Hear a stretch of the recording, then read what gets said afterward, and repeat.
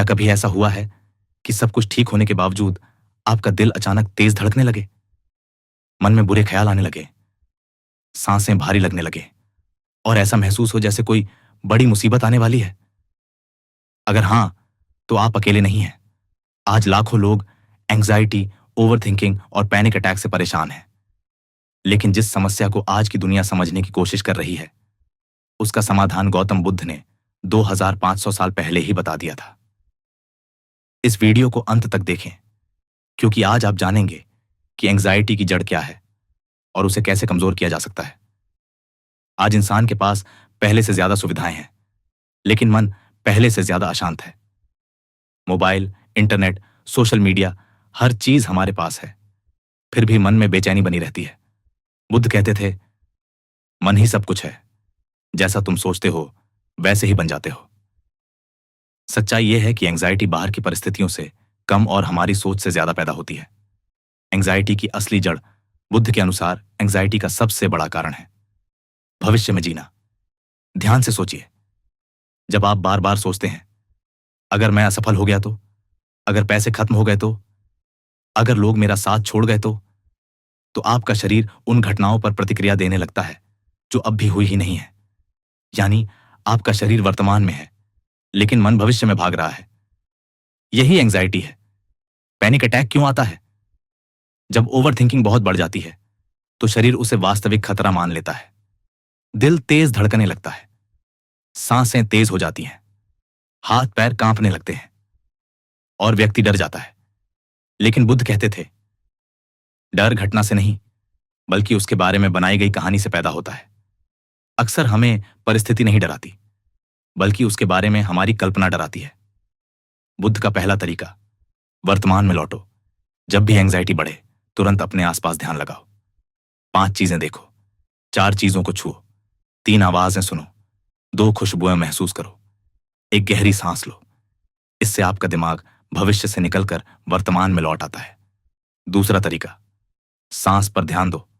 बुद्ध ने सांस को मन का दरवाजा कहा था। जब मन बेचैन होता है, सांसें तेज हो जाती हैं, और जब सांसें शांत होती हैं, मन भी शांत होने लगता है। 4 सेकंड सांस अंदर लो, 4 सेकंड रोक कर रखो, 6 सेकंड धीरे धीरे बाहर छोड़ो। इसे 2 से 3 मिनट तक करो। आपका शरीर धीरे धीरे शांत होने लगेगा। तीसरा तरीका, हर विचार पर विश्वास मत करो। मन कहता है, मैं असफल हूं, सब कुछ खराब हो जाएगा, मैं यह नहीं कर सकता। लेकिन क्या हर विचार सच होता है? नहीं। बुद्ध कहते थे, विचार बादलों की तरह हैं, तुम आकाश हो। विचार आते हैं और चले जाते हैं, उन्हें देखो, लेकिन उन पर विश्वास मत करो। चौथा तरीका, तुलना करना बंद करो। आज सोशल मीडिया एंग्जाइटी की सबसे बड़ी वजह बन गया है। हर कोई अपनी सफलता दिखा रहा है और हम अपनी जिंदगी की तुलना उनसे करने लगते हैं। याद रखिए, आप अपनी पूरी जिंदगी की तुलना किसी और की सिर्फ दिखाई गई झलक से कर रहे हैं। बुद्ध कहते थे, दूसरों से तुलना करना अपने सुख का अपमान करना है। बुद्ध की छोटी कहानी, एक व्यक्ति बुद्ध के पास आया और बोला, मेरा मन हमेशा चिंता में रहता है। बुद्ध ने एक गिलास पानी में नमक डाला, पानी कड़वा हो गया। फिर वही नमक एक झील में डाला, झील का पानी सामान्य रहा। बुद्ध बोले, दर्द नमक की तरह है, फर्क सिर्फ इतना है कि तुम्हारा मन गिलास जितना है या झील जितना। जब मन छोटा होता है तो छोटी समस्या भी बड़ी लगती है। जब मन विशाल होता है तो बड़ी समस्या भी छोटी लगती है। Powerful ending. याद रखिए, एंग्जाइटी को हराने का मतलब समस्याओं को खत्म करना नहीं है, बल्कि अपने मन को इतना मजबूत बनाना है कि समस्याएं आपको हिला ना सके। बुद्ध का एक अमूल्य वचन है, यदि तुम उदास हो तो अतीत में जी रहे हो, यदि तुम चिंतित हो तो भविष्य में जी रहे हो, यदि तुम शांत हो तो वर्तमान में जी रहे हो। इसलिए जब भी घबराहट आए, भविष्य से वापस लौटो, सांसों पर ध्यान दो और खुद से कहो, जो अभी हुआ ही नहीं है उसके डर में मैं अपना आज बर्बाद नहीं करूंगा। अगर आप भी वर्तमान में जीना चाहते हैं तो कमेंट में लिखें, मैं वर्तमान में जीना चुनता हूं।